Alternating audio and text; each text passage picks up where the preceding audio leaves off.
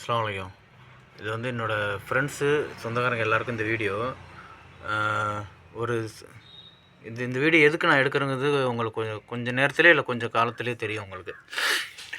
அதாவது எனக்கு என் மனைவிக்கும் 4 நாள் முன்னாடி ஒரு சின்ன பிரச்சனை. அதுக்கு நான் அவங்கள்ட்ட கேட்டது என்னென்னா, இதுக்கு முன்னாடி நிறையா சம்பாரித்தோம், இப்போ நம்ம கஷ்டப்பட்டு மாத சம்பளம் சம்பாரிச்சுக்கிட்டு இருக்கேன், கொஞ்சம் கணக்கெலாம் கொஞ்சம் கரெக்டாக எழுதி கொடு அப்படின்னு கேட்டேன்.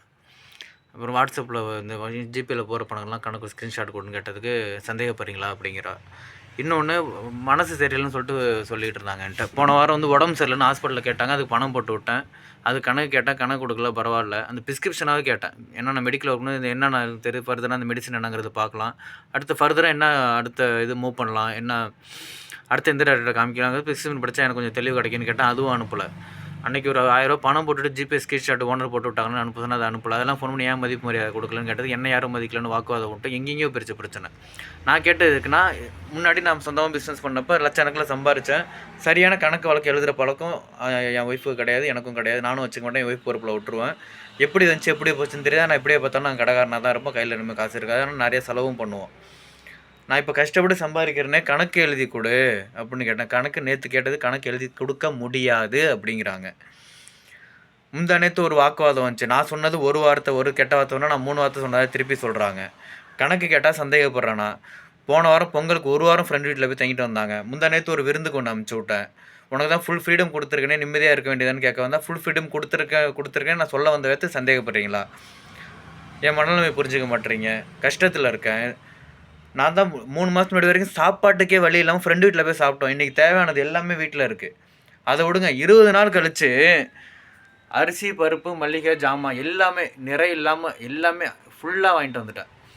என் பொண்ணுக்கு தேவையான டிராயிங் புக்கு, விளையாட்டு ஜாமான், என் பையனுக்கு காரு எல்லாம் வாங்கிட்டு நேற்று நைட்டு என் பொண்டாட்டி வந்து காலில் உழுவாத குறையில்லை, காலில் உளுந்து மன்னிப்பு கேட்டேன். காலில் உளுந்து நான் மன்னிப்பு கேட்குறேன். எம்மா குடும்பமாச்சு இவ்வளோ ஒத்துக்க மாட்டான், இல்லை என்னை பிடிக்கல அப்படி, இல்லை எனக்கு வேண்டாம் பிடிக்கல, எனக்கு வேண்டாம் பிடிக்கல. காரணம் கேட்டால் இல்லை, சரியான காரணமும் கிடையாது.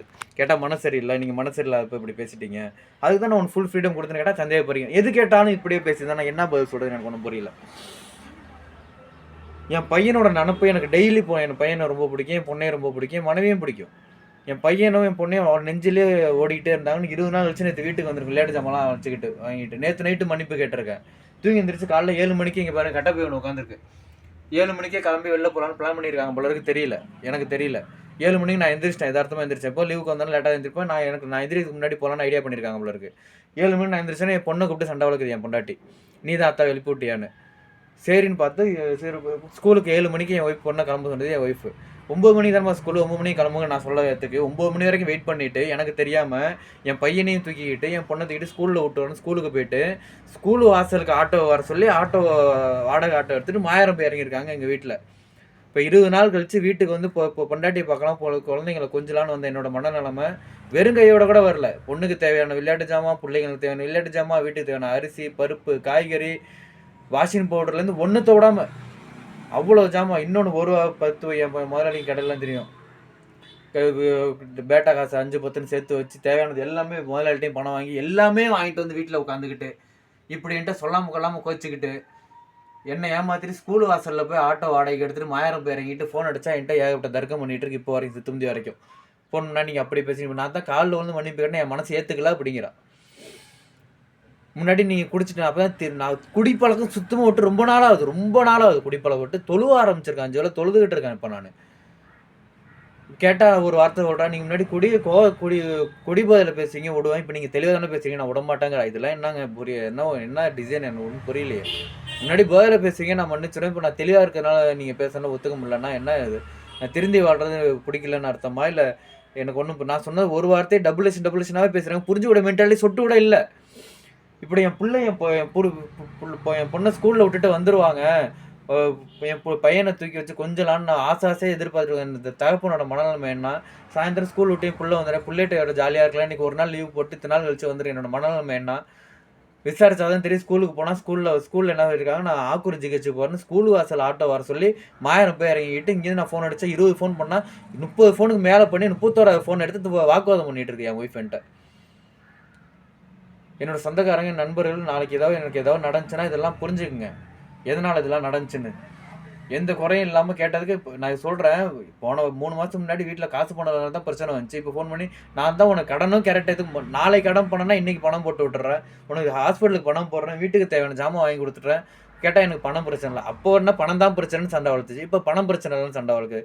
எதுக்கு அதுவும் சொல்லுவாங்களா, ஆகாத பொண்டாட்டிக்கு கைப்பட்டாலும் குத்தம் கால் பட்டாலும் குத்தங்கிற மாதிரி எல்லாத்துக்கும் சண்டை வளர்த்தா நம்ம நல்ல நிலைமையில நல்ல மனநிலைமையில் இருக்கப்ப எந்த ஒரு கெட்ட பழக்கமும் இல்லாமல் நல்ல விதையாக பொண்டாட்டி பிள்ளைங்களோட ஆசையாக சந்தோஷமாக நிம்மதியாக இருக்கணும்னு எல்லா பொருட்களையும் வாங்கிட்டு யாருக்குமே குறை வைக்காமல் எல்லா பொருளும் பையனுக்கு பொண்ணுக்கு பிள்ளைங்களுக்கு மல்லிகை ஜாமான் எல்லாத்தையும் வாங்கிட்டு வீட்டில் வந்து உட்காந்துருந்தா என்கிட்ட சொல்லாமல் கொள்ளாமல் வீட்டு வாசலில் போய் மாதிரி ஆட்டோ எடுத்து மாயத்தில் போய் உட்காந்துக்கிட்டு என்கிட்ட ஃபோன் பண்ணால் ஃபோனே எடுக்காமல் 31வது ஃபோன் எடுத்து சண்டையை வளர்த்தா என்னோட மனநிலைமை என்னென்னு புரிஞ்சுக்குங்க.